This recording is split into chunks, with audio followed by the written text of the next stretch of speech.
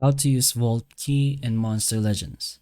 So you can use these Vault Keys inside the Monster Vault. So just go ahead and navigate yourself to your Monster Vault in your islands. Then just go ahead into the View section. Then go ahead into the empty slots that you have. So if you scroll down, that's usually where you find the Vault Keys. So once you're down there, go ahead to the locked slots like these. Usually the one that says unlock. So just press on the unlock. So once you do that, instead of using the diamonds that you have, you can use Vault Keys to unlock a slot instead of using 200 diamonds. You should see the amount of Vault Keys you can use to unlock that slot. But that's pretty much how you use Vault Keys in Monster Legends.